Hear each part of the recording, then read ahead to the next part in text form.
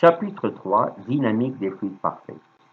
Dans ce chapitre, nous allons aborder une introduction, la notion de débit massique et volumique, la relation entre débit massique et volumique, le théorème de Bernoulli dans le cas d'un écoulement sans échange de travail et avec échange de travail. Contrairement au solide, les éléments d'un fluide en mouvement peuvent se déplacer à des vitesses différentes. L'écoulement des fluides est un phénomène complexe. Les équations fondamentales qui régissent la dynamique des fluides incompressibles parfaits, en particulier l'équation de continuité qui est la conservation de la masse et le théorème de Bernoulli qui est la conservation de l'énergie. Notion de débit. L'écoulement d'un fluide est dit permanent si le champ des vecteurs vitesse des particules fluides est constant dans le temps. Considérant une veine d'un fluide incompressible de masse volumique ρ animé d'un écoulement permanent. Premièrement, le débit volumique QV.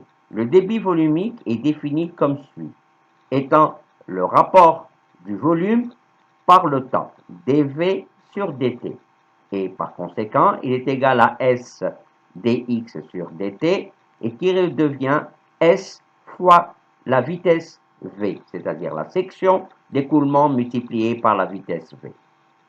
Le débit massique Qm est défini comme étant dm sur dt, c'est-à-dire la variation de la masse m divisée par le temps, qui est égal à ρ s dx sur dt, et qui redevient ρ fois s fois la vitesse v, et donc par conséquent ρ fois qv. Donc le débit massique est relié au débit volumique à travers la masse volumique ρ.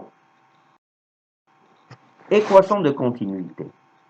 Considérant une veine de fluide incompressible de masse volumique ρ animée d'un écoulement permanent passant de la section 1 vers la section 2.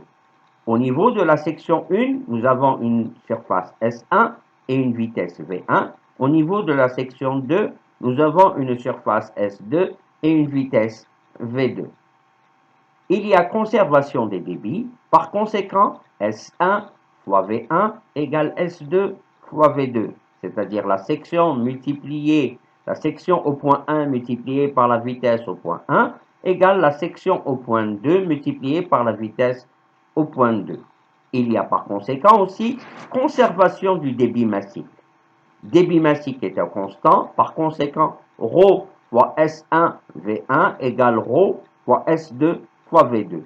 Le débit volumique ou massique d'un liquide est identique en tout point d'une canalisation où le liquide circule. La canalisation peut présenter des différences de diamètre. Le débit volumique sera toujours identique. Seule la vitesse du liquide va varier. Elle augmente quand la section de canalisation diminue et inversement. Théorème de Bernoulli. Charge d'un liquide en un point. La charge d'un liquide en un point A d'une canalisation représente en fait l'idée de la quantité d'énergie contenue par un liquide en ce point. Cette énergie peut aussi s'exprimer en unité de pression ou en unité de longueur, hauteur de liquide circulant équivalente à la mesure de pression. Remarque, une pression correspond à une énergie par unité de volume, tandis qu'une longueur correspond à une énergie par unité de poids. La charge est composée de trois termes correspondant respectivement à, premièrement, l'énergie due aux forces de pression, et donc par conséquent c'est l'énergie au point A divisé par le volume au point A, ce qui va nous donner une force fois un déplacement x divisé par une section fois x, et par conséquent il va nous rester FA sur SA qui est égal donc à la pression au point A.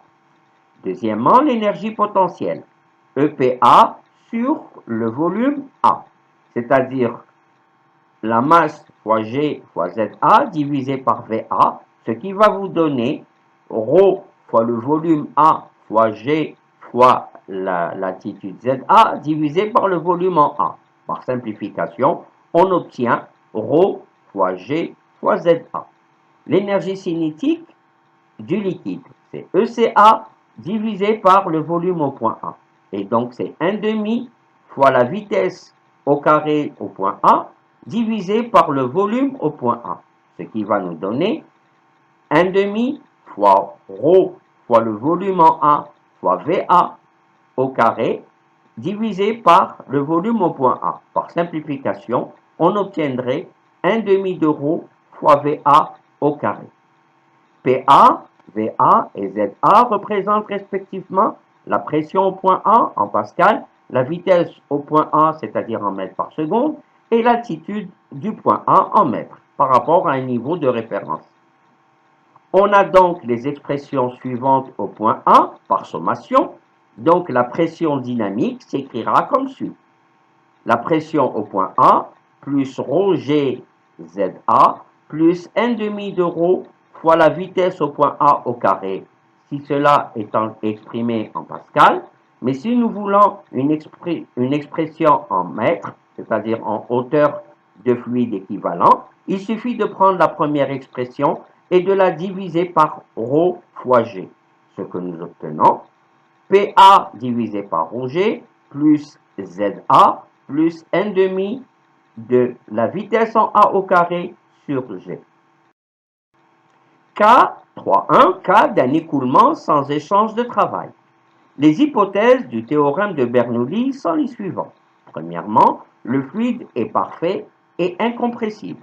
Deuxièmement, l'écoulement est permanent. Et troisièmement, l'écoulement est dans une conduite parfaitement lisse. Comme on le voit très bien, nous avons une conduite dont la section varie du point A vers le point B. Le point A étant situé à une altitude ZA et le point B étant situé à une altitude ZB. Au point A, nous avons donc une altitude ZA, une section SA avec une pression PA et une vitesse A du fluide. Au point B, nous avons une altitude ZB, une section SB, une pression PB et une vitesse au point B. Le théorème de Bernoulli dit la chose suivante. En absence de frottement, il y a conservation de la charge fluide. La pression au point A plus ρg ZA plus 1/2 de ρ fois la vitesse en A au carré égale la pression au point B plus ρg ZB plus 1/2 de ρ fois la vitesse au point B au carré. Tout ça est constant si nous voulons exprimer ceci en pascal. Si nous désirons exprimer ceci en mètres, il suffit de diviser la première expression par ρg comme on l'a vu précédemment. Et nous obtenons P, la pression au point A divisé par ρg, plus latitude ZA, plus 1 sur 2G fois la vitesse en A au carré, égale la pression au point B divisé par ρg, plus latitude ZB, plus 1 sur 2G fois la vitesse en B au carré est constante. N'oublions pas qu'il reste toujours valable la conservation des débits.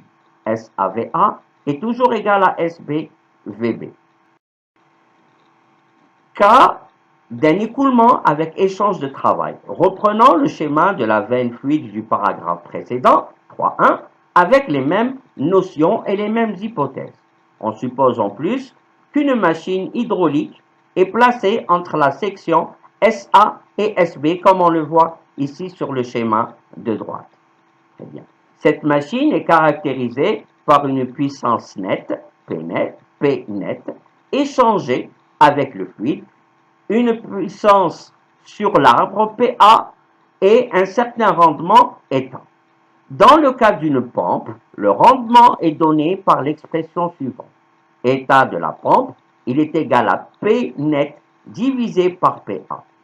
Dans le cas d'une turbine, le rendement est inversé. Le rendement sera donné, rendement de la turbine est égal à PA divisé par P net. La transformation du théorème de Bernoulli, ou sa généralisation, deviendra comme suit. si nous considérons que le point A est le point initial d'écoulement du fluide, et si nous considérons que le point B est le point final de celui-ci, la différence de pression PB moins PA plus ρg, différence d'altitude ZB moins ZA, plus n demi de ρ fois la différence entre la vitesse au point B au carré moins la vitesse au point A au carré est égal à alpha fois P net, c'est-à-dire la puissance nette, divisé par le débit volumique QV. La valeur de alpha peut être égale à plus 1 dans le cas de la pompe. On fournit de l'énergie au fluide. Elle est égale, alpha est égal à moins 1 dans le cas de la turbine. Le fluide nous fournit de l'énergie. N'oublions pas, il y a toujours conservation des débits, c'est-à-dire il y a toujours SAVA égale à SBVB. Théorème d'Euler. Une application directe du théorème d'Euler est l'évaluation des forces exercées par les jets d'eau. Il résulte de l'application du théorème de quantité de mouvement à l'écoulement d'un fluide. Ce théorème permet de déterminer les efforts exercés par le fluide en mouvement sur les objets qui les environnent. La résultante, sigma des forces extérieures, des actions mécaniques extérieures exercées sur un fluide isolé, fluide contenu dans l'enveloppe limitée par les sections SA et SB, est égale à la variation de la quantité de mouvement du fluide qui entre en A et avec une vitesse VA et qui sort par la section SB en avec une vitesse VB. Et nous aurons sigma des forces extérieures égale à ρ fois le débit volumique QV multiplié par la variation des vecteurs vitesse du point B et point A, VB moins VA. Pour d'autres explications, veuillez consulter la bibliographie suivante et je vous remercie pour votre attention.